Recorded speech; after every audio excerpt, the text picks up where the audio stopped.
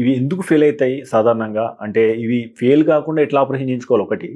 So fail అయినందుకు గుర్తించిన తర్వాత మళ్ళీసారి అటువంటి మిస్టేక్ చేయకుండా ఉండాలంటే సో ఎక్కడికి రావాలండి? ఫెయిల్ ఎందుకు అవుతాయి అంటే basically it has a life. Finally it is artificial implant. Okay, ఎంత గ్యారంటీ ఇస్తారని అడుగుతారు. గ్యారంటీ అఫ్ కోర్స్ ఇవ్వలేము, but on an average 15 to 20 years ఈ లైఫ్ స్పాన్ ఉంటుంది.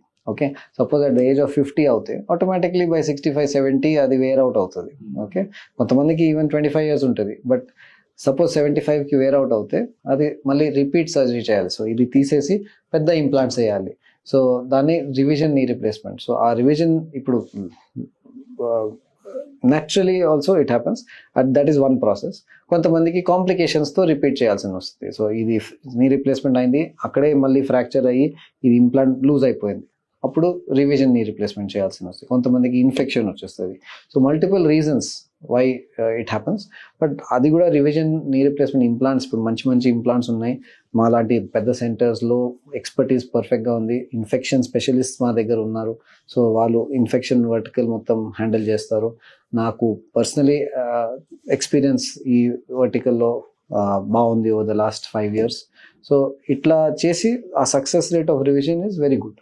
సో ఇప్పుడు ఈ యాంటీ మైక్రోబియల్ ఇన్ఫెక్షన్స్ అంటున్నారు, అంటే రెసిస్టెన్స్ పెరుగుతుంది, యాంటీ మైక్రోబియల్ రెసిస్టెన్స్ పెరుగుతుంది. ఈ క్రమంలో ఇన్ఫెక్షన్స్ ఎట్లా తగ్గిస్తున్నారు మీరు యాక్చువల్గా సన్షైన్లో? ఏ మోడ్ విధానాలు ఏ రకంగా ఉన్నాయి? దీని గురించి మీరు యాక్చువల్గా రోగులకు ఏం చెప్పాలనుకుంటున్నారు? లేదు, బేసికలీ ప్రోటోకాల్స్ రిజిడ్ ఉండాలి, అది ఫస్ట్ థింగ్. సో ఒక సర్జరీ చేయాలంటే దాని వెనకాల అట్లీస్ట్ 100 steps కరెక్ట్గా చేయాలి మనం. ఆ 100 steps అంటే థియేటర్లో, ఆపరేషన్ థియేటర్లో క్లీనింగ్ ప్రోటోకాల్స్ నుంచి, గ్లవ్స్ ప్రోటోకాల్స్ నుంచి, హ్యాండ్ హైజీన్ అంటాం, అవన్నీ ప్రోటోకాల్స్ నుంచి, ఫుట్వేర్ నుంచి, అవన్నీ చాలా రిజిడ్గా ఉండాలి. ఆ దాంట్లో మేము బాగానే చేస్తున్నాం. ఓకే, సో అందుకని మా ఇన్ఫెక్షన్ రేట్ ఆల్మోస్ట్ 0.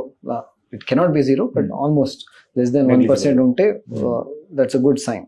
మా దగ్గర అట్లనే ఉంది. సో బికాస్ మా ప్రోటోకాల్స్ రిజిడ్ ఉన్నాయి, ఫిక్స్డ్ ఉన్నాయి, అండ్ దాన్ని మేము కంట్రోల్ చేస్తున్నాం, మానిటర్ చేస్తూ ఉంటాము. So that is most important. So patients కూడా సరే నీ రీప్లేస్మెంట్ ఎస్పెషలీ ఇప్పుడు కార్పొరేట్ హాస్పిటల్లో కొంచెం ఎక్స్పెన్సివ్ సర్జరీ ఉంది, no doubt about it.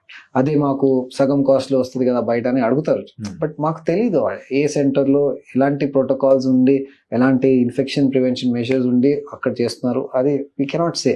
So